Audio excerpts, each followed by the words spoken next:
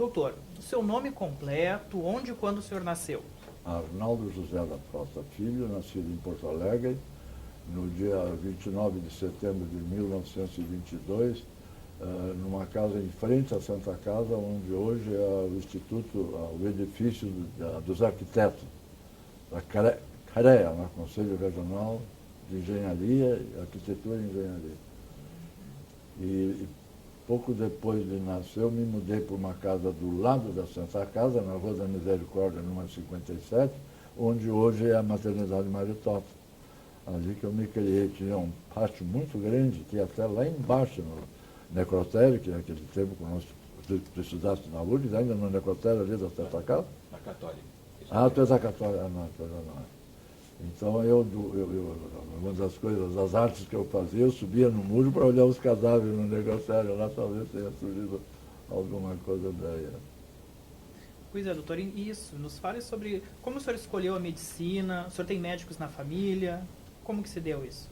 Eu tenho um chavão que sempre que começo a falar na medicina, eu uso que eu digo assim, nos primórdios do ano de 1942, mais precisamente no início de mês de janeiro do ano de 1942, 60 jovens idealistas e esperançosos, após rigoroso e exaustivo exame de seleção, viu-se-lhe abrirem de par em par as portas da então única faculdade de medicina, a Casa de Sarmento Leite, para então ali iniciar a sua preparação para o ideal que tinha escolhido, a nobre arte da medicina.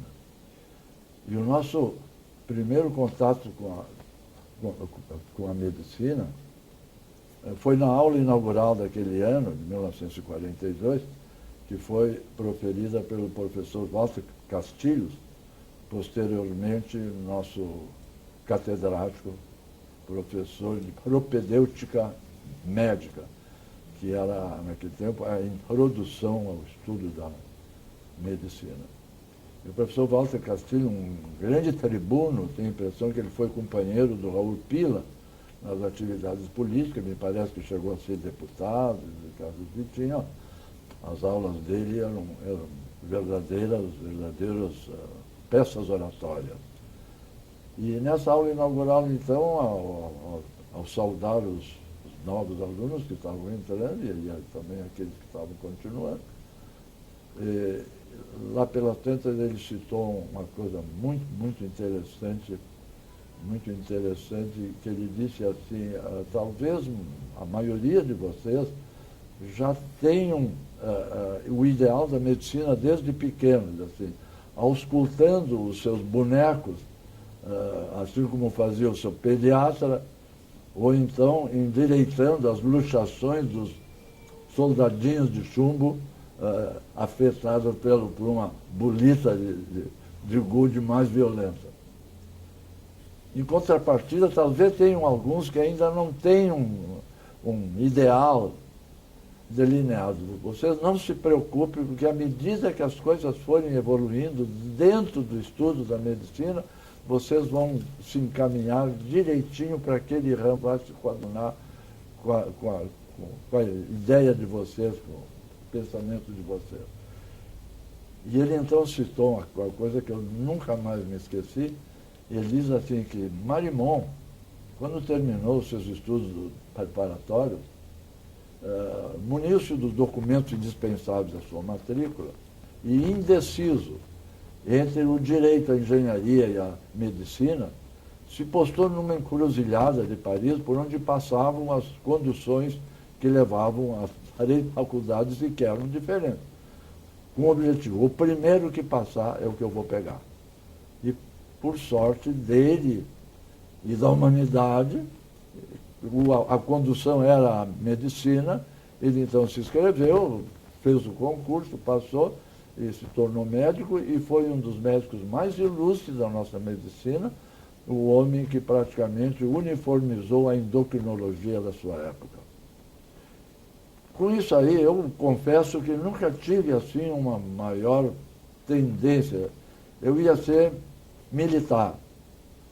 Porque o meu pai, quando eu comecei a fazer os estudos preparatórios, ele era um livro muito prático. Ele disse, tu tem que fazer um curso que quando tu termina o teu curso, se tu não quiser estudar mais, tu tens uma profissão. Então, naquela época, então, tinham dois que davam o segundo grau, digamos assim, e que a pessoa conseguia saía com uma profissão. E que era o Parobé, que preparava mais pessoas de profissão, digamos assim, média, não é? Eletricistas, mecânicos, essa coisa toda, então não se coordenava muito. E o outro era o colégio militar. Que se o indivíduo não quisesse seguir a carreira militar, ele após concluir 6 anos de estudo preparatório, ele recebia o diploma de agrimensor. E então se achou que era o colégio militar mesmo, então eu fiz o exame de admissão para o colégio militar e passei na turma de 1935, até aquela época foi a maior turma, porque em comemoração ao centenário Farroupilha, as vagas foram duplicadas, então a turma de 1935 era bem mais numerosa do que as outras. E aí, dentro do colégio militar, com a orientação militar que eles davam, a minha inclinação passou a ser a carreira militar. Quando eu estava no segundo ano, o então ministro das Forças Armadas, general Eurico Gaspar Dutra, posteriormente presidente da República, substituindo Getúlio Vargas, outra coisa, quando se terminava o curso do Colégio Militar, se entrava automaticamente na academia militar, que era no Realengo, né, no Rio de Janeiro. Quando estava no segundo ano, ele tirou esse privilégio do Colégio Militar, dos alunos entrarem diretamente. Quer dizer, os alunos do Colégio Militar iam participar do mesmo exame de admissão na Escola de Guerra com todos os outros estabelecimentos similares do Brasil. Então, tirou esse privilégio. Quando eu passei para o terceiro ano, ele baixou um decreto acabando com a diplomação que se formasse no Colégio Militar recebia de agrimensor. Eu tive muitos contemporâneos meus que chegaram a receber o diploma e que fizeram carreira como agrimensores da Secretaria de Agricultura. Quase todos eles que se formavam conseguiam colocação na Secretaria como agrimensores para trabalhar no Estado como agrimensores. Ele acabou, e como o segundo grau, que no Colégio Militar era de 6 anos, passou a ser de 5 anos, equiparado aos demais estabelecimentos de segundo grau. E quando eu passei para o quarto ano, que ia entrar no último ano, ele terminou com o Colégio Militar e criou a Escola Preparatória de Cadetes. E aí o Colégio Militar, naquela ocasião, se fazia exame para entrar na Escola de Guerra, matemática, português e desenho. Então o colégio se preocupava só com essas cadeiras, as outras cadeiras eram dadas muito superficialmente. E o nosso ensino, então, era diferente dos demais estabelecimentos de ensino superior, de ensino normal. E nós resolvemos, então, um grupo de 20, nos transferimos para o Colégio Militar do Rio de Janeiro, que foi o único que ficou no Brasil. E nós, então, transferimos para o Rio de Janeiro para terminar o nosso estudo no Colégio Militar do Rio de Janeiro. Então, a minha formação secundária, preparatória, foi toda ela no sentido militar. E quando eu terminei o Colégio Militar no Rio de Janeiro e fui fazer o exame para entrar, eu fui incapacitado na parte médica por causa dos olhos. Só permitiam a correção de lente de meia dioptria, e eu tinha 2 dioptrias. Então, o cidadão me pediu os óculos, eu não sabia, a maioria do pessoal ia sem óculos, Eu não sabia, ele me pediu os óculos, ele não, mas o senhor... Não, isso aí Então eu voltei para Porto Alegre, e aí se criou esse problema também do impasse, que eu até hoje não sei bem como é que eu fui encaminhado para a medicina, e agora descobri, agora na minha posse, que eu quando tinha 3 anos de idade, aconselharam os meus pais que eu mudasse de áreas. Eu nunca esclareci muito bem isso aí, não quis levar muito a fundo, mas eu sempre pensei que era tuberculose naquele tempo. E o meu pai era filiado a um dos partidos políticos aqui, que era comandado por um grande político, uma grande cultura, chamada Maurício Cardoso. E quando ele soube esse problema, meus pais não podiam sair daqui porque estavam iniciando a sua vida profissional. E aí como é que vão fazer, E o Maurício disse, olha, eu nomeei agora intendente de São Francisco de Paula, que é a cidade que se comparava aquele que tinha lá em São Paulo, como era o nome, que todos os tuberculosos iam para lá. Sanatório, não me lembro. Como era o nome? Pode ser que até o fim eu me lembro. É o mesmo clima dessa estação para onde iam os tuberculosos naquele tempo, lá do centro do país. E vão receber. E eu, então, fui encaminhado para essa paraibano, que tinha vindo do Rio de Janeiro para a escola de guerra daqui, porque a escola militar do Rio de Janeiro tinha sido extinta sob a acusação de ser um foco subversivo, já no início da República. Então, eles acabaram com a escola do Rio e abriram a escola militar de Porto Alegre, onde hoje é o Colégio Militar. Aquela já começou como escola militar. E então ele veio para cá, juntamente com Eurico Gaspar Dutra, Góes Monteiro, Cordeiro de Faria, Ernesto Dornelles, todos foram contemporâneos dele no Colégio Militar. Na escola de guerra, naquele tempo chamava. Quando ele terminou a escola e foi nomeado alferes, houve um concurso para secretário da Procuradoria do Estado. E ele, muito inteligente, se inscreveu e passou no concurso.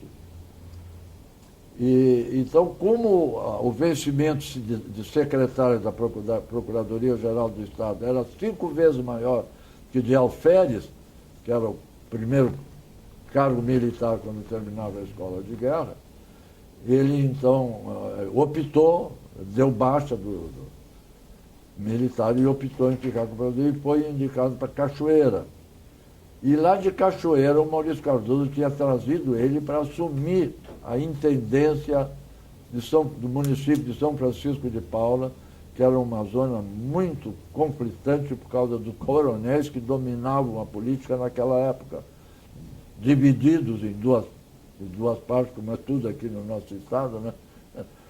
E ele foi para lá com o intuito de apaziguar a situação tal, e foi um grande administrador. Ele construiu a primeira usina hidroelétrica, a usina do Salto, lá em São Francisco, que dava luz não só para a sede do município, como para os municípios, Canela, Gramado, todas passaram a receber energia elétrica dessa usina do Salto. E eu então fui para São Francisco de Paula, eu não me lembro como é que eu cheguei lá, porque era criança, devia ter 3 anos de idade. E esse meu pai de criação era recém-casado com uma filha de um próspero fazendeiro de lá. Havia uma diferença muito grande de idade e eles não tinham filhos ainda.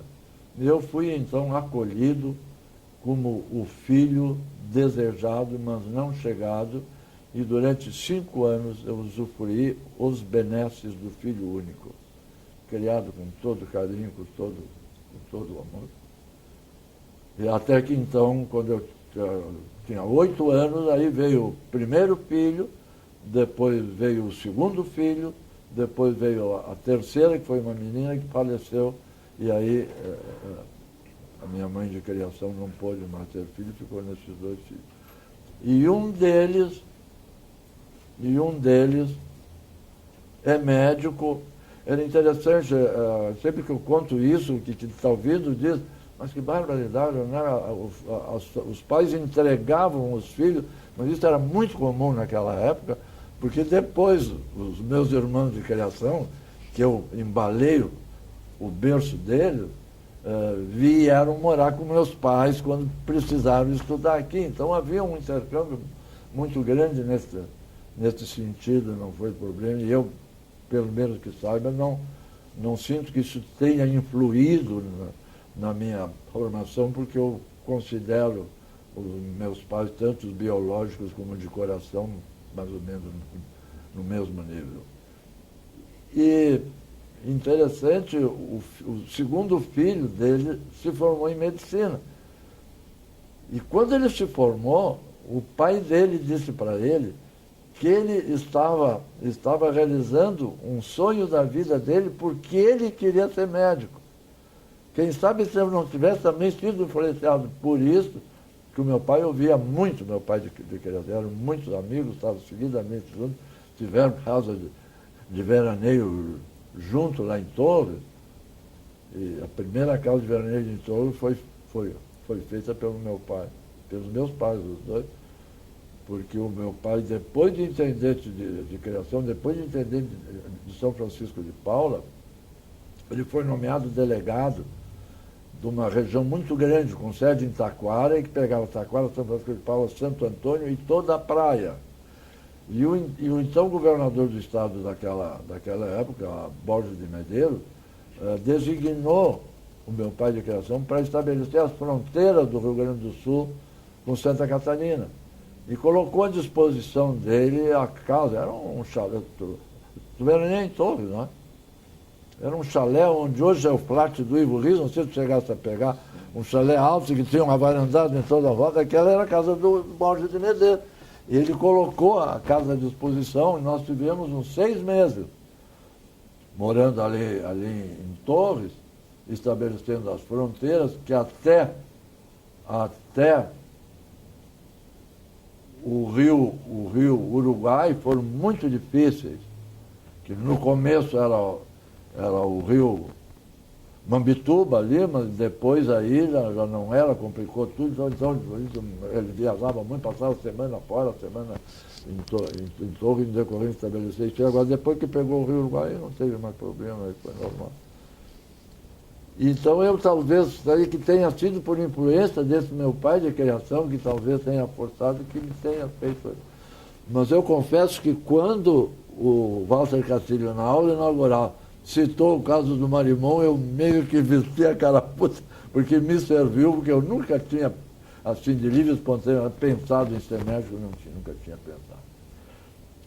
E nós, então, realizamos o nosso curso de medicina quando nós fizemos 60 anos de formados, a faculdade nos homenageou.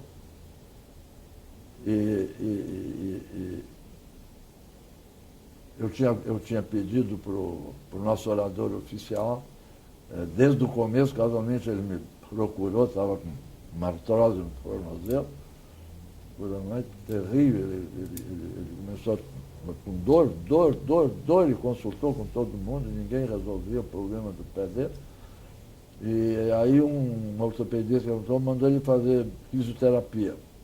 Eu sou ortopedista, traumatologista de formação, mas eu me dei conta que ia chegar numa hora que eu não ia conseguir exercer a minha atividade, porque ela é muito exigente fisicamente. Tu vai reduzir uma fratura de fêmur, tu tem que fazer mais força que um cavalo, né? Desde a pessoa bota o ombro, a coisa nas costas, aí estaciona, até que consiga reduzir para depois ver se pode mobilizar, você tem que operar. E eu me dei conta, então consegui o meu título de fisiatra. E então, quando eu vi que não tinha mais condições de continuar como ortopedista, traumatologista, passei a fazer pediatria e estou trabalhando até hoje como pediatra. Em que ano que o senhor se formou, doutor? Eu me formei em 47. Eu usei uma ideia de Fernando Pessoa que diz assim: o valor dos acontecimentos não depende da sua duração, mas da intensidade com que acontecem. Por isso existem coisas notáveis, fatos extraordinários e pessoas inesquecíveis. Então, baseado nesses 3 conceitos de Fernando Pessoa, eu analisei o que foi a nossa vida universitária. Eu analisei todas as nossas cadeiras, com os seus catedráticos, hoje são professores superiores, assistentes, todos eles. No nosso tempo, talvez tu tenha... Não, tu não fosse da Católica. Tinha uma coisa que 20 estudantes solicitavam, faziam um abaixo-assinado e solicitavam a realização de um curso livre.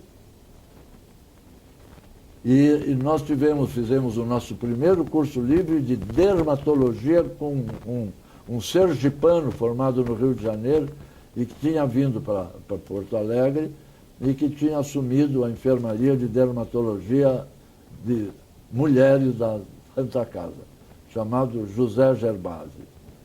E o Gerbasi nos deu um curso de dermatologia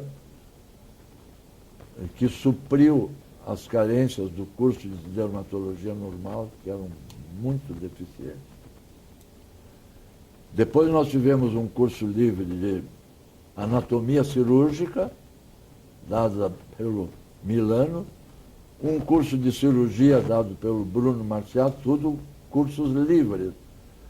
E quando nós estávamos nos formando no último ano,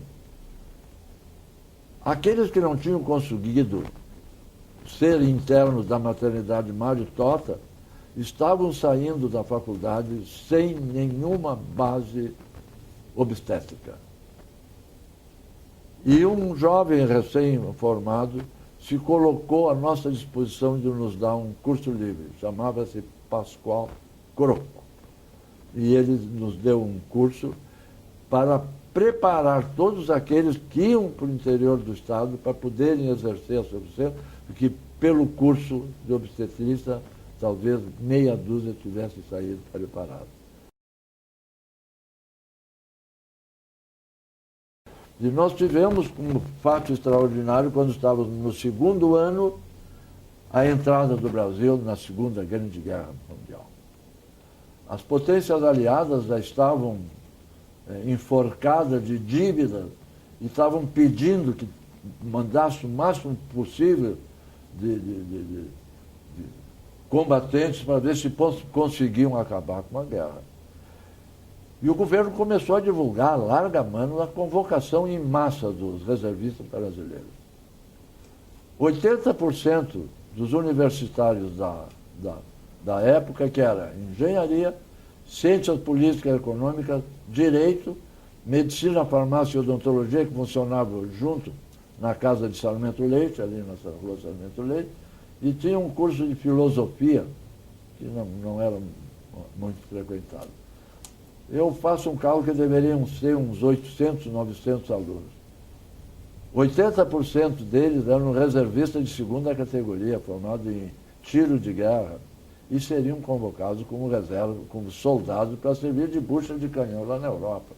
Mas então isso criou uma apreensão muito grande na sociedade, e o Exército foi obrigado a criar um núcleo de preparação de oficiais da reserva, porque o CPR já estava funcionando com matrículas encerradas, não tinha condições de pegar mais. Então criaram um núcleo de preparação de oficiais da reserva, adido ao 7º Batalhão de Caçadores, ali onde hoje é o viaduto Loureiro da Silva. E então fizeram um exame, um vestibular, e entramos uns 600 alunos, mais ou menos. Formaram 3 turmas de 200 alunos. As aulas começavam às 7 horas e se entendiam até 15 para as 10. Então as aulas nas faculdades passaram a começar só a partir das 10 horas da manhã, e isso alterou o nosso cronograma, todo, foi uma coisa terrível. E eles começaram a fazer uma preparação de guerra. Morreu gente nisso aí. Né? E foi terrível. Inclusive, sábado e domingo, nós não tinha aula, eles nos pegavam para fazer manobra, e era terrível, terrível, terrível. Foi uma coisa muito... E atrapalhou muito a nossa vida. E ainda mais. Quando se terminou, o curso foi de 1 ano, o curso que normalmente era de 3 anos, foi em 1 ano, e quando nós terminamos, todos fomos convocados como aspirantes. Né? E muitos foram à Itália. Eu fui servir em Santa Maria, no 3º Regimento de Infantaria Montada, e o meu batalhão chegou a estar pronta para embarcar. Eu cheguei a receber o parlamento quando, há 15 dias do embarque, o general Eurico Gaspar Dutra, o grande homem da minha vida foi o Eurico Gaspar Dutra, me influiu toda a minha vida. Baixou um decreto proibindo estudantes de medicina de irem para a zona de guerra, porque o nosso índice médico era muito baixo na época, então estava preservando o problema. E eu, há 15 dias de embarque, fui desconvocado, voltei para a faculdade e ainda consegui, em 2 meses, outubro, novembro e parte de dezembro, consegui tirar o 2º ano da faculdade com fisiologia do Raul Pila.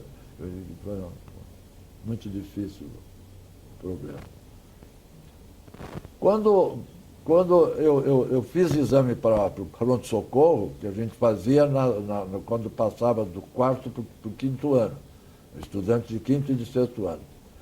Eu fiz exame para interno do pronto-socorro e fiz a minha preparação, isso aí é até interessante, com um doutorando, que era meio vizinho meu, a gente ia para a faculdade juntos, seguidamente e tal. Quando ele começou a preparar, eu disse, eu vou, quem sabe vou estudar, não, vamos estar ali. E eu fiz o concurso pelo que ele me ensinou. E na época do concurso, houve um movimento antissemita e eles não deixaram entrar judeu no pronto-socorro. E eu entrei no pronto-socorro por causa disso. Senão não teria entrado. Né? As vagas eram bastante limitadas e tinha muitos doutorandos, um grande número deles eram israelitas e eu consegui entrar por causa disso. Né? E aí fui entrar no pronto-socorro no 5º e no 4º ano. E eu comecei a notar que no quadro do pronto-socorro faltava um oftalmo-otorrinolaringologista. Então, eu avisava para enfermeiras, sempre que tiver algum caso, antes de chamar, porque os médicos não ficavam de plantão, ficavam de sobreaviso. Antes de eu chamar o otorrino, o oftalmo, tu me chama, e se a coisa for pequena, eu resolvo. Então eu passei, o pessoal gostava muito, que o dia que eu estava de plantão lá, eles não iam lá. Porque eu tirava, era grão de feijão de nariz, isso tem uma alavanquinha que tu tirava, era coisa de ouvido, e corpo estranho de olho. E quando era superficial, eu tirava também, não tinha maior problema. Apenas o corpo estranho de globo ocular, quando era profundo, aí era tirado com um eletroímã. Era um aparelho muito sofisticado, muito delicado e que tinha que ser muito bem manuseado, porque o corpo estranho tinha que sair pelo mesmo trajeto que ele entrou, senão ia provocar lesões duplas, porque em geral eram metálicos, né? Eram fragmentos metálicos de quem trabalhava com lixamento, aquelas coisas que saltavam. E eu então comecei a me preparar, me dediquei também às aulas de otorrino e de oftalmo. Cheguei a operar catarata com o professor Ivo Correia Meyer, e acho que ia dar bem. Quando eu fui fazer a nossa viagem de formatura a Buenos Aires, ficamos quase um mês em Buenos Aires, quando eu voltei tinham ocupado a vaga do pronto-socorro. E aí eu fiquei naquele impasse, sem eu conseguir alguma coisa remunerada, eu não podia ficar aqui em Porto Alegre. Foi muito interessante, eu fui da Juventude Universitária Católica, da JUC. Na minha aula nós éramos 6, que éramos da JUC. E quando eu estava procurando, o nosso assistente espiritual me avisou: Costa, olha aqui, eu tenho um padre que está procurando um médico para levar para a cidade dele, para o município dele e tal. Então, me deu o telefone, eu entrei em contato e eu fui. Então, quando eu cheguei lá, o padre me recebeu na estação rodoviária, me levou para uma pensão, e aí, depois que eu descansei um pouco da viagem, ele, olha, venho lhe pegar aqui atrás para lhe mostrar o hospital. Então, isso era uma colônia polonesa, muito rica, tinha um hospitalzinho muito bom aparelhado, e eu digo, não, eu acho que vai dar para trabalhar aqui e tal. De noite eu jantei na pensão, quando vieram me avisar que tinha uma pessoa que queria falar comigo. Eu fui lá, bem aí.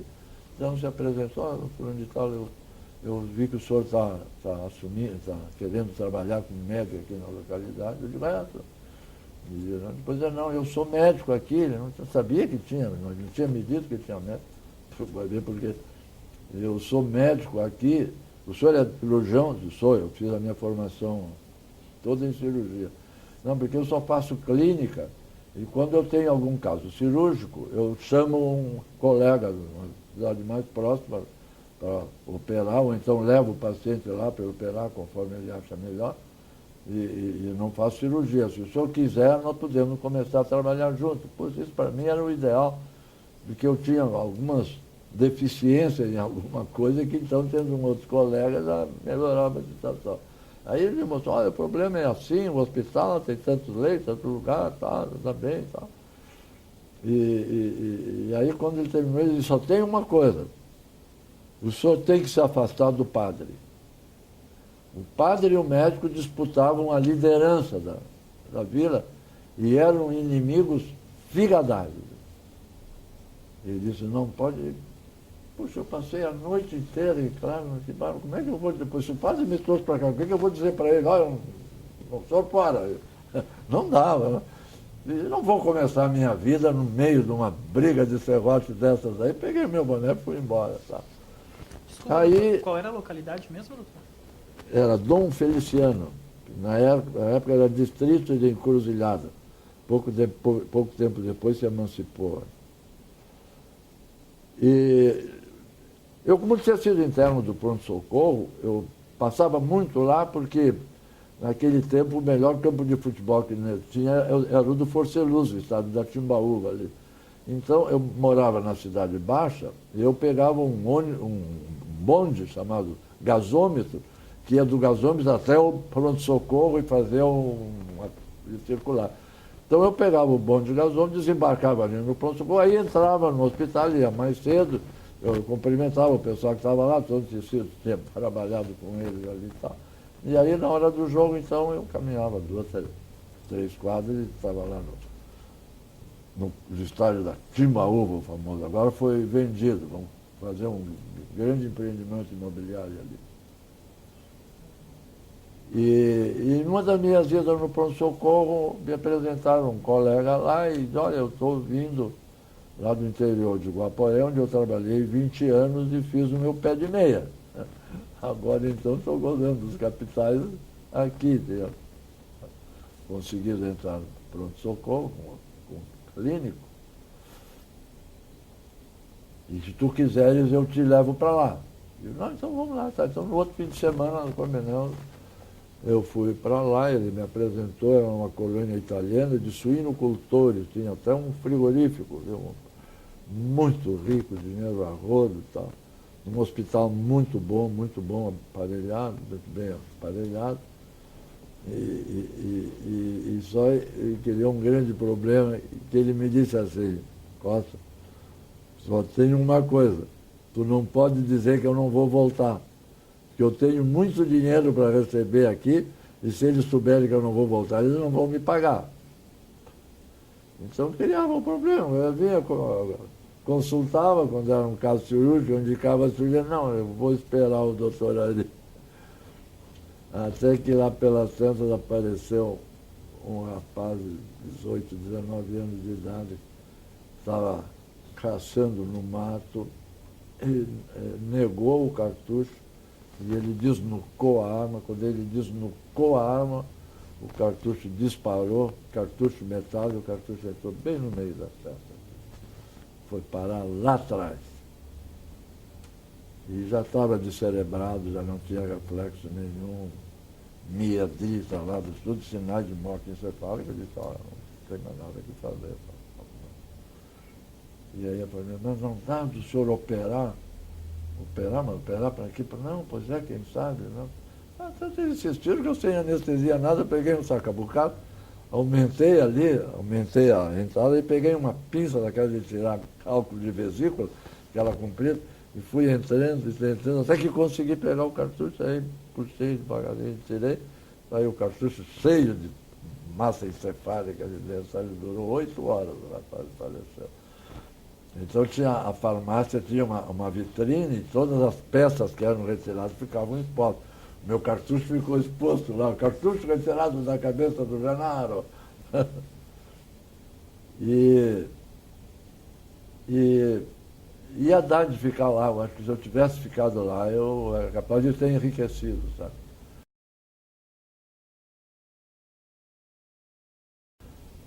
Mas uns 3 meses depois que eu estava lá, eu recebo um telegrama do meu melhor amigo, que tínhamos nos formado juntos, e ele tinha ficado em Porto Alegre. Ele tinha casado com uma moça que tinha uma boutique. E ele tinha feito todo o curso dele lecionando em curso noturno da prefeitura. Então ele continuou lecionando e ele achou que dava de começar a vida em Porto Alegre nesse sentido. E ele me passou um telegrama, que não tinha telefone naquela época, era só telegrama, me passou um telegrama dizendo que a Escola de Educação Física, que na época era filiada à Secretaria de Educação, tinha aberto o primeiro curso de Medicina Aplicada à Educação Física e aos Esportes. E nós praticamos esporte muito. Foi uma coisa que eu me esqueci de dizer, que deveria ter sido antes. Naquela época, na Faculdade de Medicina, a presidência do Centro Acadêmico Sarmento Leite era de praxe, de norma, que fosse sempre um quintonista. O doutorando já estava preparando para iniciar a carreira, não tinha condições de exercer, então era sempre um quintonista. E nós estávamos no 3º ano, e o candidato que se apresentou, foi apresentado como candidato, não era muito simpático, e nós resolvemos lançar um candidato que seria, digamos assim, de oposição a nós, contrariando todas as normas do Centro Acadêmico. E lançamos esse meu amigo, que era o nosso líder. E depois de uma campanha acirradíssima, nós conseguimos ganhar a eleição. Esse meu colega deve ter sido teu correligionário, Miguel Sevi Vieiro, prefeito de Santa Maria, vulgo Vica, do PSD. Né? Ele foi prefeito de Santa Maria quando o Brizola foi governador do estado. Então ele era oposição, lutou com muita dificuldade por causa disso lá em Santa Maria, mas fez uma administração muito boa lá. E o Vica, que era o líder da nossa turma, quando nós estávamos no 4º ano, o Getúlio Vargas, ainda no Estado Novo, baixou um decreto obrigando os estabelecimentos de ensino superior a terem associações desportivas para incrementar a prática do esporte, que não tinha nada. Nas escolas superiores não tinha mais nada de educação física. E nós, então, fundamos a Associação Desportiva dos Acadêmicos da Faculdade de Medicina, a DAFME, da qual nós fomos os primeiros diretores, e aí naquela época só se realizava o torneio intersérie de futebol, então nós começamos a fazer torneios intersérie de voleibol, de basquete, de vôlei, natação, atletismo, até remo nós fizemos na escola. Eu competi como remo pela nossa faculdade de medicina. Os campeonatos universitários de atletismo, medicina e engenharia era uma verdadeira guerra. E nós tínhamos o Xaxá, o Raul Seibel, que era campeão estadual de salto em altura. Nós tínhamos o Ascendino Maciel, lá de Santa Vitória do Palmar. Conheceste o Ascendino? Só sai. É nosso contemporâneo, que era campeão de salto com vara. Nós tínhamos o José Caran, que ganhava os 800 metros. Mas a engenharia tinha um corredor chamado Horst Becker, nunca mais esqueci esse nome, que ele ganhava todas as provas de curta e longa, de média e curta distância, que são 1.000 metros, 1.500, 2.000, 3.000, 5.000, 10.000, ele ganhava tudo. Então era uma dificuldade a gente pegar. E nós chegamos no fim do campeonato estadual universitário de atletismo, dependendo da última prova, que era 5.000 metros. E que só tinha escrito o Horst Becker, que ganhava a prova. E tinha um rapaz da agronomia, Dulce Pinheiro Machado. Conheceste o Dulce? E eu então fiz os cálculos com a turma e disse, olha aqui, ó, marcava ponto até sexto lugar. Nós vamos inscrever 4, então vamos tirar o terceiro, o quarto, o quinto e o sexto lugar e vamos equiparar o número de pontos com o primeiro para nós disputar. Então, inscrevemos 4 ali e começamos a correr. Quando eu comecei a correr, eu vi que eu podia disputar o segundo lugar com o Dulce Pinheiro Machado. E comecei a dar uma máquina com ele ali. Eu nunca tinha corrido, primeira vez na minha vida. Quando estava na penúltima passagem pela chegada, eu gritei para a turma, vocês me seguram que eu não estou enxergando mais nada. E eu fiz a última prova, eu acho que inconsciente. E quando eu cheguei em segundo lugar, dei o campeonato para a nossa faculdade e desmaiei. Disse que eu fiquei 20 minutos desacordado. Fiz uma fibrilação auricular, meu Deus do céu. Não morri porque não chegou a minha vez. Brincadeira, a gente fazia coisas assim, impressionantes. Doutor, o senhor nos dizia que estava lá no interior e recebeu um telegrama. Isso. Aí eu respondi no telegrama. Me escreve e me avisa com 48 horas de antecedência quando vai ser o vestibular. E continuei trabalhando lá, pretendo, chegou o telegrama. O exame é depois de amanhã, assim. Então eu avisei, olha, eu vou fazer um exame lá em Porto Alegre, qualquer coisa eu comunico para você. E aí então eu vim, fizemos o exame, era o Vico, o Miguel Seviviero, eu, e se inscreveu a esposa do doutor Nikolaevski, Saúl Nikolaevski, que tinha casado com ele, formado no Rio de Janeiro, tinha casado com ele, era um israelita, e que ele botou para fazer o curso para atender a parte de educação física do colégio dele, que na época era um dos maiores colégios, o Rui Barbosa, não é ali, quase em frente ao Instituto de Educação, né? Me lembro bem, nos fundos do Colégio Rosário. Ali. Então fizemos para lá e fomos aprovados os 3 e começamos então. O objetivo principal é que era obrigatório os estabelecimentos de ensino terem médicos com curso de especialização em educação física para atenderem a parte médica da educação física no estabelecimento de ensino. E tinha naquela época que já tinham feito o curso semelhante a esse que nós ia fazer, né? Então a única escola de educação física do Brasil, que era a Escola de Educação Física do Exército, e que ela mesma necessitou de médicos aplicados à educação física para tomar em conta dos alunos dos colégios militares, das escolas de guerra e dos cursos da escola. Então, eles fizeram um curso e foram fazer esse curso. Foi um curso assim, mais rápido, digamos assim. Foi o doutor Arno Tidel, o doutor Hélio Barcelos Ferreira, o Amadeu Javiero, da psicologia, Ari Mariante, cardiologista, que eu me lembre assim de vez, mas esses aí, e que então passaram a dar aula também no curso de Medicina Aplicada à Educação Física. E aí, então, eu me matriculei no curso e fiquei fazendo o curso e vim para Porto Alegre. Né? Eu saí de lá, não voltei para Porto Alegre. O Vica, o meu colega Vieiro, na metade do curso, ele recebeu o convite para inaugurar um hospital, acho que era Santo Cristo, uma localidade lá do norte do estado e tal, e ele me disse, olha, Cláudio, eu cheguei à conclusão que não vou conseguir evoluir aqui, meu Deus, eu vou embora e tal. Eu disse, não tem problema, tu é que sabe e tal. Então fiquei só eu e a esposa do Dr. Saul Nikolaevski no curso.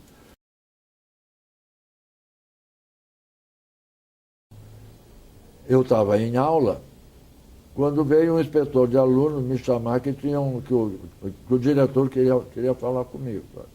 Daí eu desci e fui lá, e o diretor me apresentou para um cidadão que tinha procurado ele, que tinha assumido a presidência de um clube de futebol e que queria um médico especializado em educação física e desporto. A maior indústria de vestiário aqui no nosso estado, a J. Renner, era uma verdadeira potência. E em 27 de julho de 1931, nas dependências, praticamente no refeitório da firma, eles fundaram um clube, que seria um clube de lazer para os operários da indústria. Então tinha jogos de salão, ping-pong, dama, dominós, xadrez. O Renner incentivou muito o xadrez aqui no nosso meio. O Metrópole Xadrez Clube funcionou sempre nas dependências do Renner, e o Renner sempre contratava mestres internacionais de xadrez para tomarem conta do clube. Não sei se eles tinham alguém na família que jogava xadrez, mas foi quem incentivou muito o xadrez aqui, era o clube. E vôlei, e basquete, e sobretudo futebol. E o futebol começou a aparecer, começaram a jogar inicialmente com o Fiateste, o Grêmio Esportivo Fiateste, tinha um outro clube, Grêmio Esportivo Gerdau, da firma de móveis Gerdau, começaram a disputar com equipes mais ou menos do mesmo nível deles, e aí começaram a disputar campeonatos varzianos, foram campeões varzianos de Porto Alegre, que o clube tinha grande vantagem e que conseguiam um emprego para trabalhar na firma e jogavam futebol, então unia o útil ao agradável, né? E o clube foi crescendo. Como campeão varziano, eles tiveram acesso a disputar o campeonato estadual de amadores e ganharam o campeonato de amadores, que dava acesso à primeira divisão do futebol gaúcho. Quando eles chegaram neste ponto, eles chegaram à conclusão que o clube não podia ser mais gerido amadoristicamente. E resolveram, então, usando o clube como veículo de propaganda, investir profissionalmente. Então, escolheram entre os seus diretores aquele que tivesse maior disponibilidade de tempo para assumir a presidência do clube, e escolheram, então, o diretor das confecções Renner. O sexto andar das lojas Renner era as confecções Renner, em que o indivíduo chegava lá e escolhia todo tipo de roupa que ele queria, estavam pendurados em estantes. Então ele escolhia, eu quero esta roupa aqui. Então era uma roupa pré-fabricada. Então vinha um alfaiate, tirava as medidas dele, encaminhava a roupa para as pessoas já preparadas, e o indivíduo, em meia hora, saía vestido com a roupa que ele chamava confecções. Então pegaram esse rapaz não entendia nada de futebol, mas teve o discernimento de dizer, eu preciso de um médico especializado em educação física e esporte e de um treinador que seja preparador físico. Aí, então, eu conversei com ele, não tem problema, está à sua disponibilidade e tal. E ele marcou, então, 2 dias depois, era um fim de semana, para na segunda-feira. Na segunda-feira nós íamos lá para assinar contrato, que tinha que assinar contrato, com carteira assinada, porque a indústria não podia ter gente que não tivesse regularizado. Né? E eu, naquele tempo, auxiliava a cirurgia de um grande obstetra, que tu vai te lembrar, chamado Balbino Marques da Rocha. Chegasse a conhecer o Balbino? O Balbino escreveu, ele era poeta gauchesco, escreveu um livro, A Estância de São Sarmento, em que ele conta a história da Faculdade de Medicina. Eu tenho esse livrinho dele, ele me deu de presente. E o Balbino fazia obstetrícia e era médico do IAPFESP, se você puder dizer, do ferroviário. E quando tinha uma cirurgia, ele me convidava para me auxiliar ele. Porque eu tinha começado a trabalhar nesse instituto como visitador, em lugar do Gibi. Você lembra do Gibi? Não. O Gibi, tu não conhece? Era um colega homossexual. Ele tinha pedido 2 anos de licença para tratamento de interesse e eu, então, consegui ficar no lugar dele como visitador. E eu auxiliava o Balbino na cirurgia. Quando era uma cirurgia maior, o Balbino fazia parte dele, o doutor Derli Monteiro, que era o médico do IPA. E eu, quando cheguei no primeiro encontro, foi uma sexta-feira, no sábado nós tivemos uma cirurgia de manhã, eu disse, olha, estou contratado para ser médico do Renner. E o Derli, que era médico do Grêmio, eu disse para ele, não, eles querem um médico pesado desse caminho, eles querem um treinador que seja preparar os filhos. E o Derli, Costa, indica para eles o professor Silviro Rodrigues, que é o responsável pela educação física do IPA. O IPA pagou a Escola de Educação Física do Exército para ele, com o compromisso dele assumir a direção da educação física do IPA, e ele estava aí. E naquele ano houve uma coisa muito desagradável, muito comentada. Na véspera de um Grenal, o treinador do Grêmio fugiu, desapareceu. Conhece esse fato, não? Otto Pedro Bumbel. Na véspera de um Grenal, o homem sumiu. Dizem que o Internacional teria mandado ele para fora, mas depois houve outras coisas no meio que não se pode comentar aí e tal. E ele foi para Costa Rica, onde assumiu a direção de futebol da seleção de futebol da Costa Rica. Depois ele foi para a Espanha, fez carreira como treinador na Espanha. E quando ele voltou, eu não tinha conhecido ele, quando ele voltou eu tive uns contatos com ele. Era um grande treinador. E aí o Silviro terminou aquela temporada no Grêmio, e o Derli me disse, Costa é um grande treinador, uma pena o Grêmio não quis ficar com ele, porque tem que ter nome, não pode ser gente que não tenha nome e tal. Então contrataram não sei quem para ser treinador. Aí quando eu fui assinar o contrato lá no Reino, eu disse, olha, o senhor está precisando, o homem que o senhor precisa é esse e tal. Então ele foi lá e contratou. Então, em dezembro de 48, nós começamos a trabalhar, o Silvírio e eu, no Renner. E depois de muito trabalho, de muito tempo, em 1954, nós conseguimos quebrar a hegemonia da dupla Grenal, depois de quase 50 anos que a dupla Grenal dividia entre eles o campeonato, conseguimos ganhar o campeonato deles. O velho AJ Renner era um grande empreendedor. Ele comprou uma fazenda em Cruzilhada do Sul e começou a plantar linho. Em 1953... Doutor, desculpa. Em 1953, ele fez a primeira colheita do linho e lançou o linho branco Renner, que passou a ser o uniforme de todo gaúcho. Todo gaúcho era obrigado a ter o linho branco Renner. E como propaganda das vezes, eles organizaram uma excursão a todo o norte do país, em que toda a delegação foi vestida com o linho branco Renner. Então nós começamos a jogar. Então tivemos mais de 60 dias, foi a maior excursão de um clube de futebol no mundo.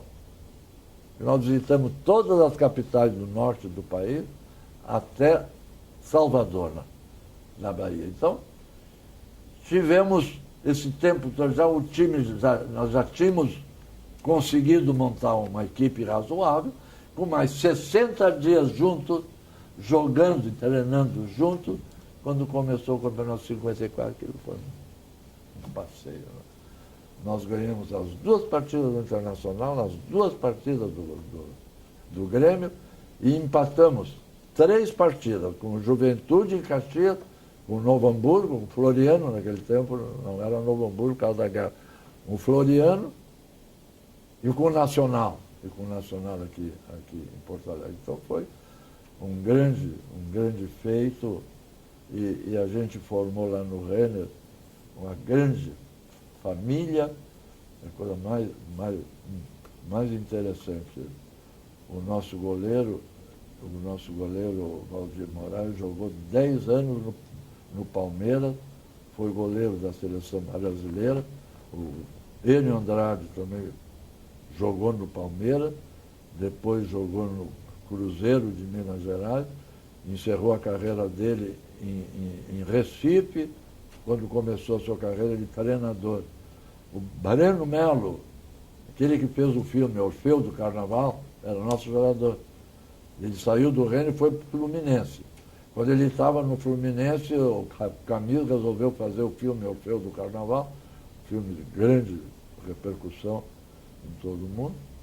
E entre 800 candidatos, ele foi escolhido para fazer o papel principal no filme. Então ele interrompeu o contrato no Fluminense por 6 meses para fazer o filme, depois voltou. Do Fluminense ele foi para o Corinthians, do Corinthians ele foi para o Santos, jogou com o Pelé no Santos. Do Santos ele foi para o Atlético Mineiro de Belo Horizonte, e encerrou a carreira dele em Recife, num time que o Enio Andrade era treinador, e levou ele para lá.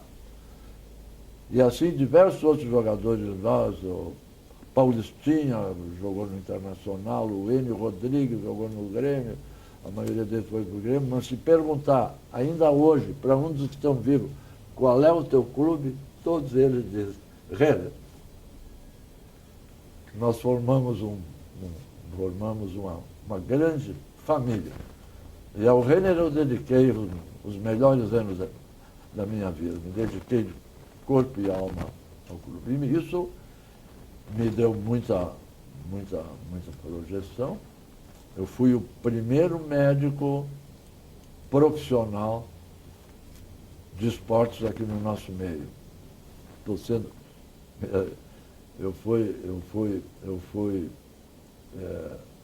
tomei posse na Academia Sul-Rio-Grande de Medicina, na qual o Germano entrou, é o último que entrou, não era? Não? E então lá eu disse, olha, eu acho que estou fazendo o meu último ato médico, é aqui na academia, quando eu tomei posse e tal. Mas logo em seguida eu recebi o convite para fazer aula inaugural na Escola de Educação Física, na qual eu tinha feito o primeiro curso de medicina esportiva e que, por isso, fui professor da escola durante 30 anos. E aí lá na escola, quando eu fiz aula, me convidaram para fazer também a memória. Então dei. Logo em seguida me convidaram para fazer essa memória aqui. E agora, esta semana, recebi o convite, eu vou ser homenageado no Congresso Brasileiro de Medicina Desportiva como o médico de esporte mais antigo daqui do Rio Grande do Sul. Quando eu fui contratado pelo Renner, em fins do ano de 1948, eu senti a necessidade de fazer uma revisãozinha da parte traumatológica, que eu não tinha muita base. E eu soube na época que o pronto-socorro, através do diretor do setor de traumatologia, Dr. Sérgio Curtis, estava abrindo inscrições para o primeiro curso de traumatologia do Hospital de Pronto-Socorro. E eu, então, me matriculei nesse curso, que durou uns 2 ou 3 meses, e onde, então, complementei aquilo que eu já tinha aprendido na faculdade, mas que foi complementado nesse curso do pronto-socorro. E quando eu terminei o curso, o doutor Sérgio Curtis me perguntou se eu não queria ficar trabalhando no setor de traumatologia do pronto-socorro, porque um dos plantonistas tinha pedido 2 anos de licença para tratamento de interesses pessoais. Tem isso na licença para tratamento de interesses. Parece que é isso. Era um colega que tinha vindo do interior, mas chegou aqui e viu que não tinha condições de se manter só como ordenado do pronto-socorro, então resolveu voltar para a sua localidade, onde tinha trabalhado no interior, onde ficou mais 2 anos, então, criasse melhores condições para ele, então, se preparar para se mudar para Porto Alegre. E eu, então, em seguida, aceitei e comecei a trabalhar no pronto-socorro, então, completando a equipe de 7 traumatologistas do pronto-socorro, que trabalhavam 24 horas por semana e que continuavam atendendo os doentes hospitalizados durante o seu plantão. O trabalho no pronto-socorro era um trabalho muito traumatizante, e se a gente pegasse no plantão umas 2 ou 3 fraturas expostas, passava o plantão inteiro operando na sala de cirurgia. Era muito difícil o problema. Mas eu trago do pronto-socorro recordações muito grandes, era um grupo muito amigo, se ajudavam uns aos outros, e aprendi muito no pronto-socorro e nele estabeleci a base da minha formação profissional. Eu, quando me formei, já era comprometido com a minha mulher. E eu disse para ela o seguinte, que quando eu estivesse ganhando 5 contos de réis, aí nós íamos casar. E eu comecei a vida ganhando R$550 do pronto-socorro, e quando eu comecei no Renner, eles me perguntaram, nunca tinham, não sabiam o que é. Olha, eu trabalho no pronto-socorro, onde eu dou um plantão de 24 horas por semana, e continuo atendendo os doentes que baixam no meu plantão, eu recebo R$550. Não, nós vamos lhe pagar o mesmo R$550. Então eu comecei a minha vida ganhando 1 conto e R$100. E naquele tempo se fazia clínica particular, né? Havia possibilidade de fazer clínica particular. Eu, com isso, eu auxiliava diversos colegas. Eu fui interno e depois assistente da enfermaria do Jaci Monteiro, onde eu fiz toda a minha formação cirúrgica. Devo muito a ele e aos assistentes da disciplina. Eu auxiliava o Dr. Sérgio Curtis, que a partir daí eu passei a auxiliar a cirurgia dele e ele as minhas, começamos a trabalhar juntos. Eu auxiliava o Dr. Balbino Marcos da Rocha, então com esses auxílios e com a minha clínica particular, 3 anos depois eu me casei. Constituí família com a minha mulher, mas demorei muito a encomendar o meu primeiro filho, porque trabalhava com raio-x. E quem trabalha com raio-x corre o risco de malformações fetais. Né? Então, isso aí foi muito difícil. Além disso, eu chegava fim de semana, Sábado e domingo estava as voltas de futebol, era jogo no interior do estado, concentração e tal, então não podia mesmo me dedicar. Até que em 1958 eu consegui uma licença-prêmio no pronto-socorro, então fiquei afastado por 90 dias do raio-x e encomendei então o meu primeiro filho, que por infelicidade a minha mulher teve eclâmpsia, conseguiu se salvar ela e o Petro. Por muita sorte, a minha filha nasceu com 7 meses, foi para casa numa caixa de sapato, naquele tempo que não tinha berçário de recém-nascido, como é o nome? Berçário. E então a coisa foi muito, muito difícil e por causa da eclâmpsia da minha mulher, que chegou a fazer uma hipertensão de 28, com lesão de fundo de olho, com problema e tal.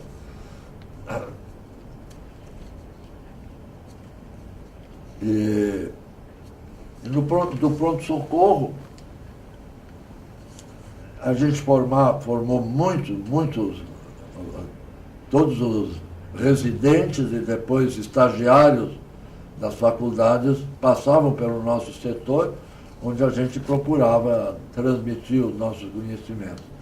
E desde o primeiro ano, depois que houve o primeiro curso de traumatologia do pronto-socorro, o pronto-socorro começou a realizar cursos de traumatologia, que no começo a gente não ensinava o que tinha que fazer, ensinava o que não devia de fazer. Porque o indivíduo pega uma fratura exposta de perna. Aí estão ali aqueles ossos pedindo para botar um parafuso e uma placa. O pessoal não tinha dúvida, sacava a placa e parafuso, ia para amputação de perna sistematicamente. Porque a fratura exposta é considerada uma fratura infectada. Então, o que tem que fazer é fazer uma limpeza do campus da fratura exposta, retirando todos os possíveis focos de infecção, mexer o menos possível no osso para, no segundo tempo, fazer o tratamento da fratura em si e nunca, já de saída, querer botar corpo estranho, metal, essa coisa toda que infesta. Que nós recebíamos de gente do interior que chegava já com gangrena de perna, gangrena de braço. Deixa eu lhe fazer uma pergunta sobre o pronto-socorro. O senhor era médico do pronto-socorro quando houve aquele acidente com o CPOR? Ah, foi muito bem lembrado. Foi o dia que eu mais trabalhei na minha vida.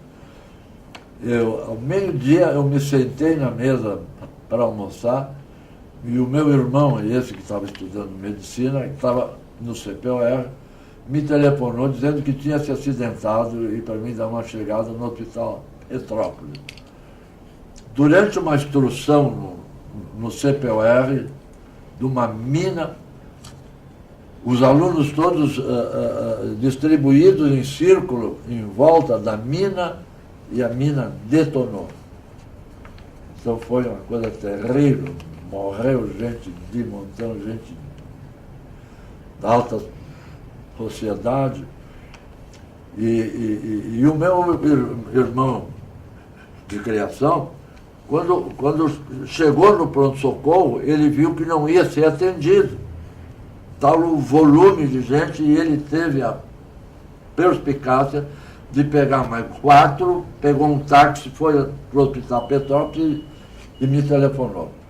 Aí eu cheguei, atendi ele sofreu uma amputação de 4 dedos da mão e tinha uns estilhaços disseminados pelo corpo, então eu regularizei as amputações, não tinha mais o que fazer, hospitalizei em observação, mandei chamar o diretor do hospital, o doutor Luiz Felipe Vieira, que atendeu um outro, aí eu atendi outro, e quando terminei o segundo, ainda entrei na cirurgia do outro, o doutor Luiz Felipe Vieira, aí deixamos os 5 hospitalizados e eu fui com ele, porque nos avisaram que o pronto-socorro estava pedindo que todos os médicos que tivessem disponibilidade, que pudessem ajudar, fossem para lá, porque eles não estavam. Então, quando eu passei, eu morava na Cidade Baixa, eu vinha ali pela Oswaldo Aranha. Quando eu cheguei ali pelo cinema Baltimore, já estava o trânsito todo interrompido, gente já ocupando, para passar no pronto-socorro, a polícia teve que me liberar para mim poder passar. E eu nem perguntei o que era, porque estava preocupado com o problema do meu irmão lá no pessoal. E quando nós terminamos o atendimento, eu e o Felipe fomos para o pronto-socorro, entramos lá dentro e ainda eu entrei numa cirurgia de tórax, que tinha recebido um resfriado. Depois entrei numa cirurgia abdominal, depois fiz uma anestesia, porque não tinha anestesia numa cirurgia menor, e terminei entrando com o Valério Malinsky numa cirurgia de face, que a granada arrancou metade da face do rapaz. Então fizemos o restabelecimento da pele, e depois o Dr. Valério Malinsky, que estava começando a fazer cirurgia plástica, também continuou, fez um enxerto de costela para refazer o maxilar inferior e conseguiu recompor, mas não, claro, como era antes, mas pelo menos voltou a funcionar um pouco. Eu saí do hospital umas 2 horas da madrugada, tendo começado um pouco antes do meio-dia. Foi o dia que eu mais trabalhei mesmo.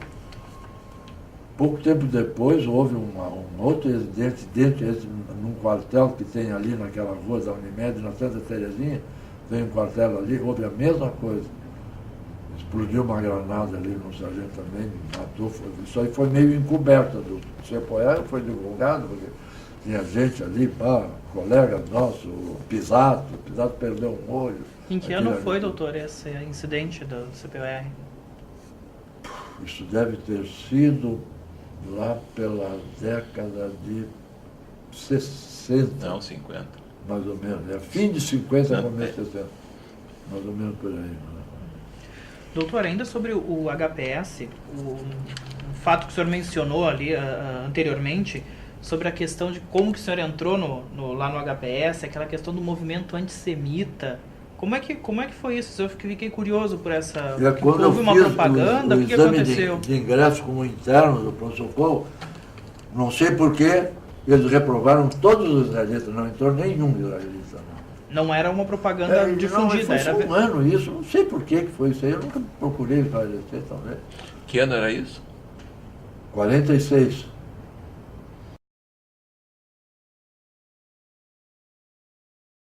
Como o senhor vê a medicina, então, desenvolvida no seu período, no seu tempo de formação inicial, e hoje, como é que o senhor avalia? O grande problema é que já tem um adendo. Tentaram ultrapassar a questão tecnológica, mas o problema era esse. No meu tempo, nós tínhamos só raio-x, só para fazer exame de osso. Ou então, de que tinha que tomar o nome do negócio aquele que eles estão ali para... Contraste? O contraste para aparecer. E hoje em dia, o que a gente nota é que no nosso tempo o médico procurava um exame clínico mais acurado, procurava sinais. Hoje em dia a anamnese e o exame clínico são superados pelos exames complementares de diagnóstico que existem e que, se a gente não pede, está incorrendo em erro. Não? Então é mais fácil pedir uma ressonância magnética, que vai te dar partes moles e tudo que normalmente não aparece, isso é isso. Mas, claro, hoje em dia a formação é muito melhor. A gente saía do hospital assim. Hoje em dia eu acho que é mais porque tem mais facilidade de aprendizado do que havia no nosso tempo. Apenas, eu acho que os médicos do nosso tempo eram mais meticulosos, porque eram obrigados a se valer dos recursos de um bom exame, de uma boa anamnese, uma vez que hoje em dia é substituído pelos exames complementares.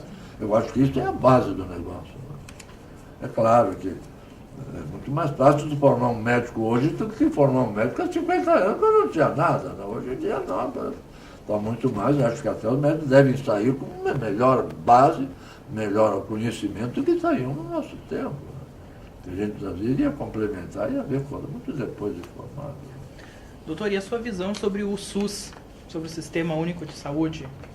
O senhor acha que o senhor passou por os outros institutos, né?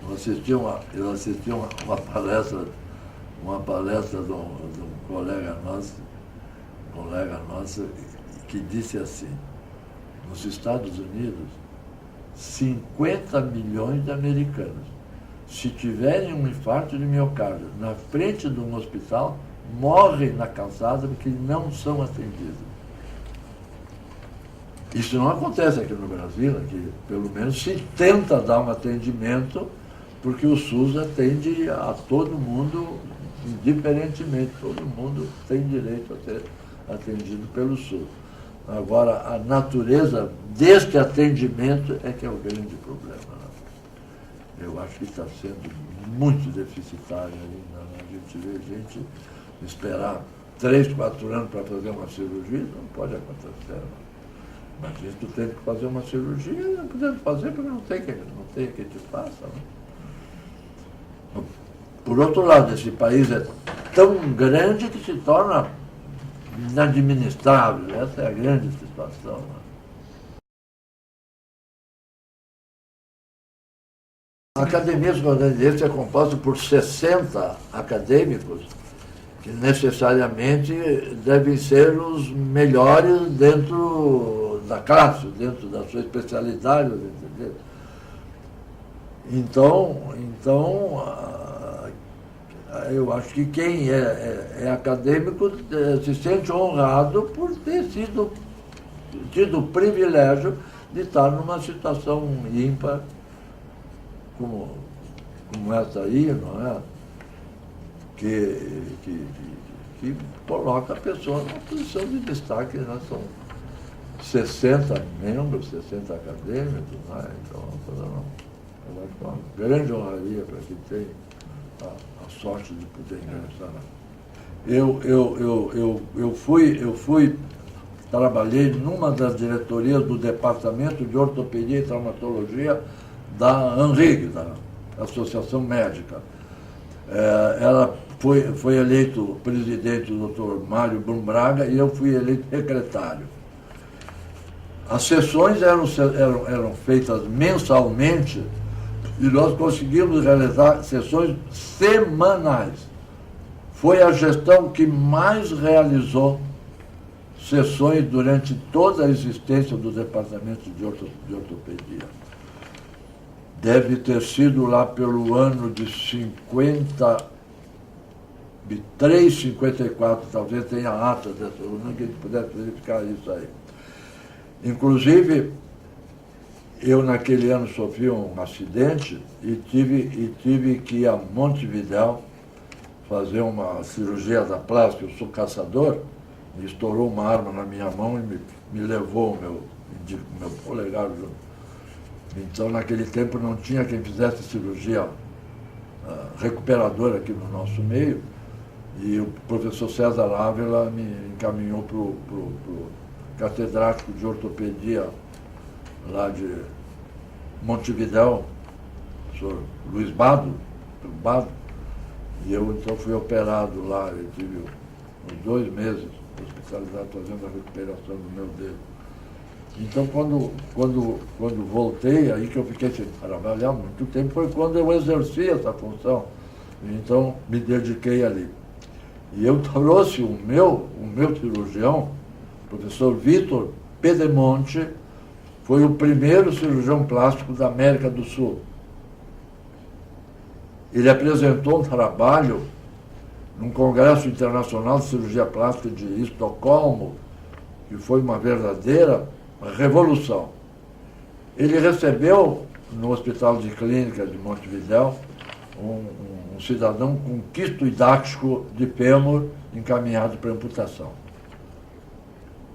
E ele então disse para o cidadão: se tu quiseres, nós vamos tentar conservar a tua perna.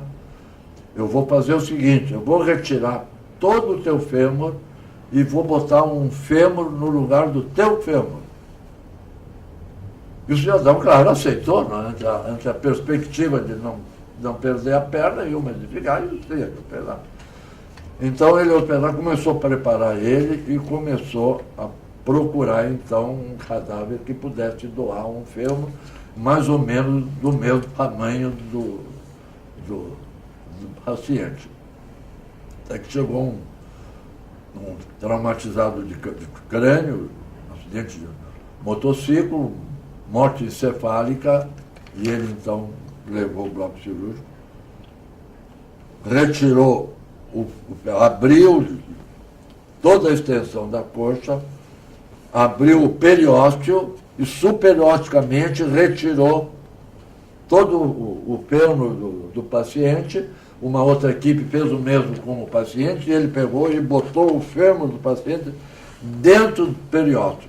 Suturou o periósteo, fechou, imobilização, e esse fêmur foi todo ele transplantado e integrado ao organismo.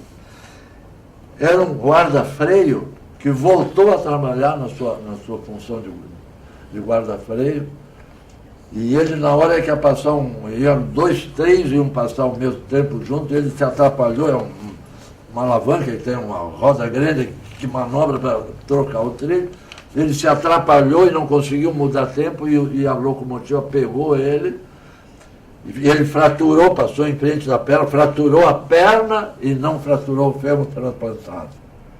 Então ele apresentou esse caso num dos primeiros congressos de cirurgia plástica em Estocolmo, lá na Europa. E foi ele que me operou. E lá pela frente, quando eu tomei, ele me relatou esse caso, que é um caso maravilhoso, né?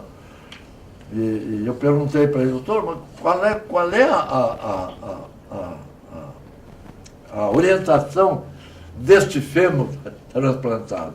Ele disse, mire, isto teria que se fazer o seguinte: pegar uma ninhada de pelos e tirar uma falange de um, e botar no outro, e aí sacrifica 2 dias depois, 4 dias depois, até ver a evolução que tem esse outro aí.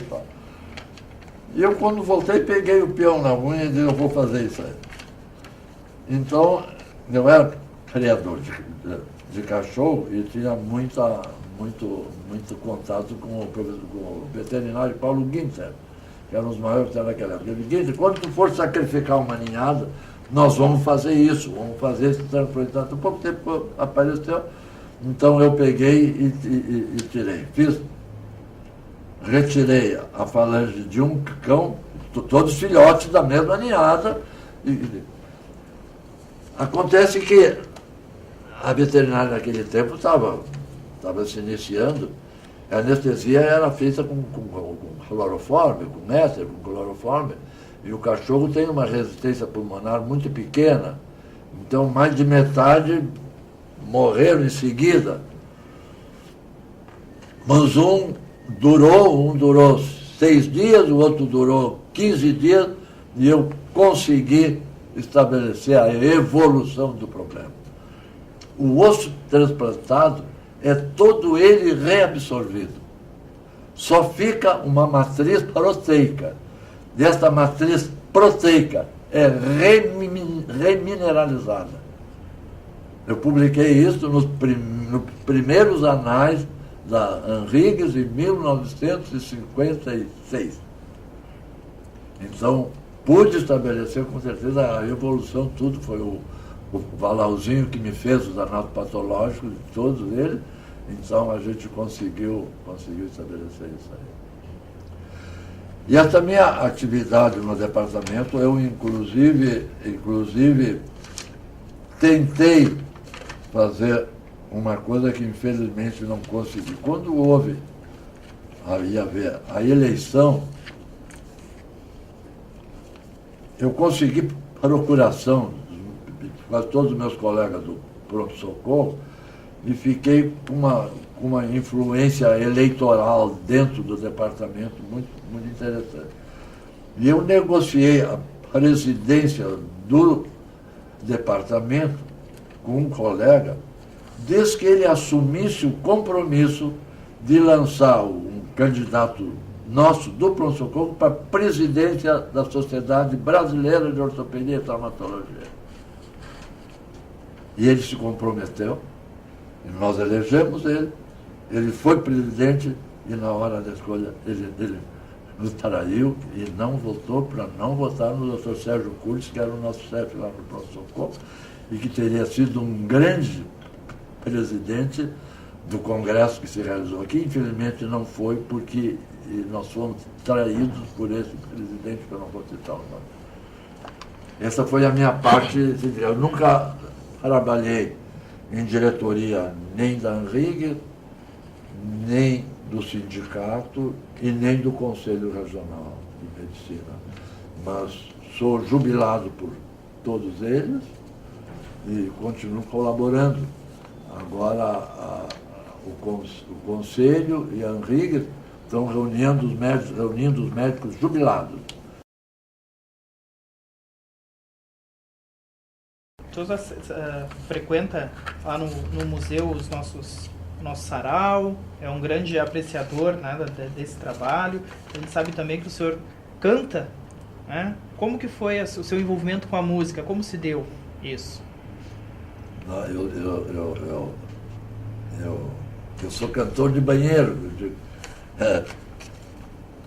No sábado da tarde, preparando para o fim de semana, para o baile da reitoria, né? A gente tomava o banho. E a vizinhança já sabia mais ou menos a hora que eu ia para o banheiro. Que aí o banho todo era com verdadeiros concertos, né?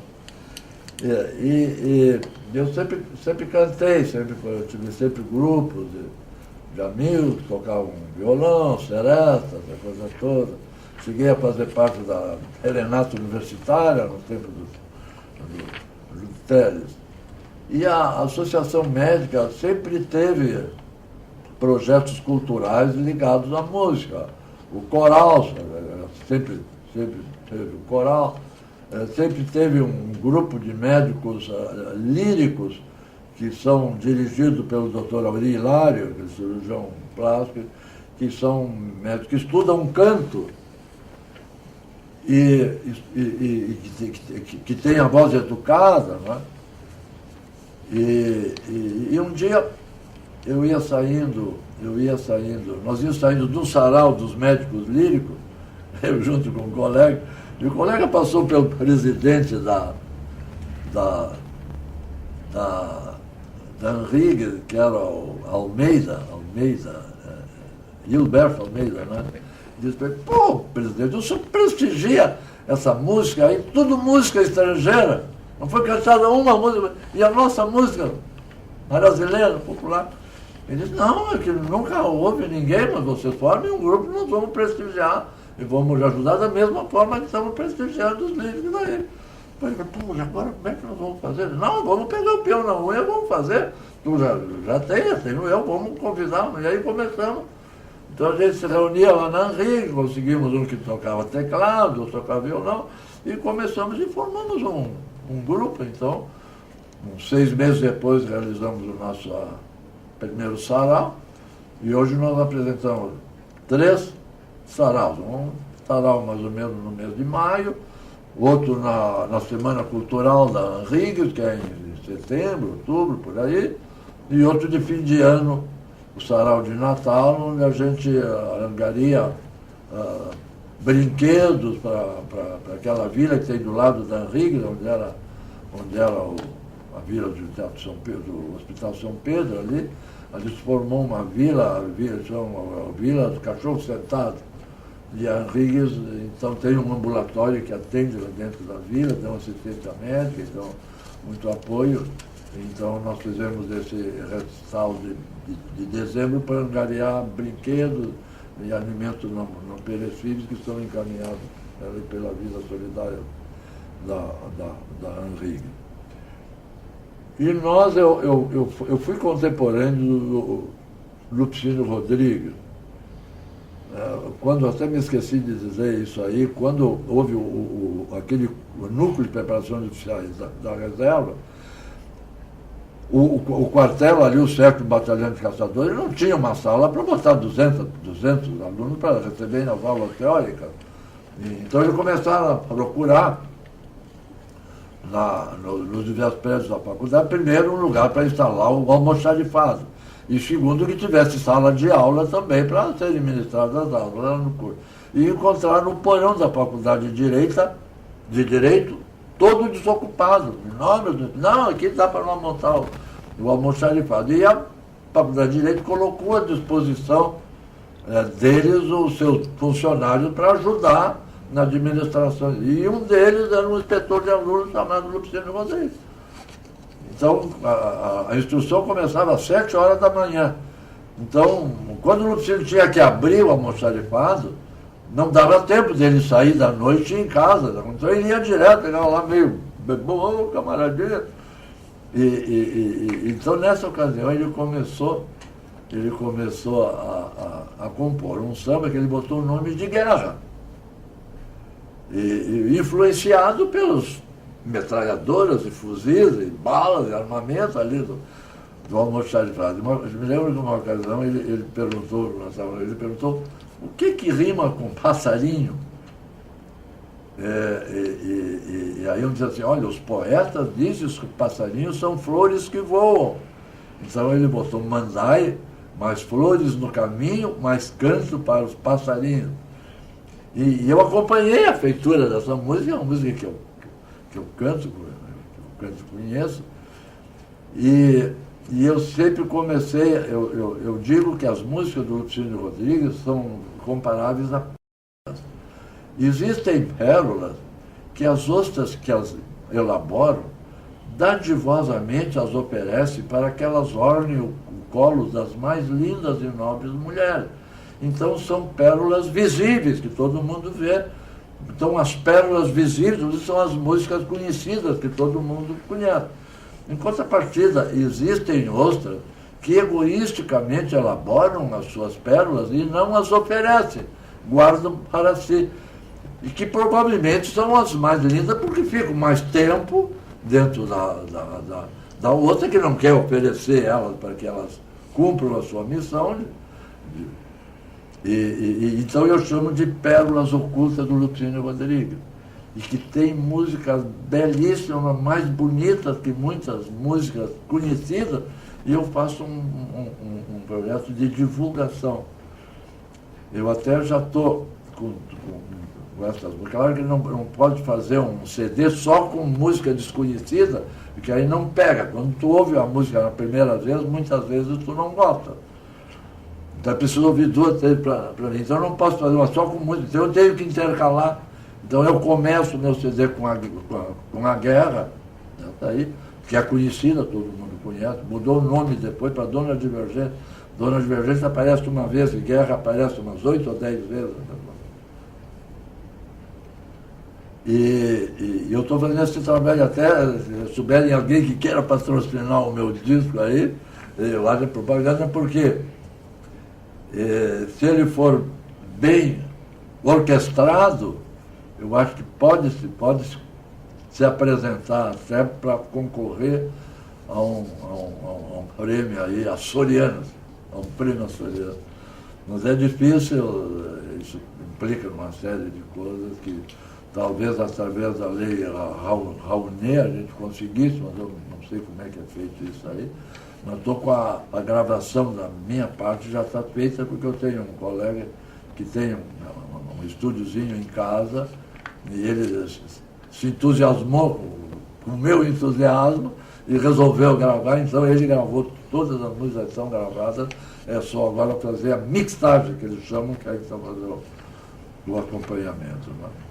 O senhor alguma vez, ou recentemente, ou há mais tempo atrás, cantou, se apresentou em algum bar, alguma casa? Me apresentei, eu estava dizendo isso, como eu fiquei muito amigo do Lupicínio Rodrigues, sou agora amigo do filho do Lupicínio Rodrigues, que tem um bar temático Lupicínio Rodrigues, chamado Se Acaso Você, que é a música que o Lupicínio gostava mais, pediu que cantasse no enterro dele.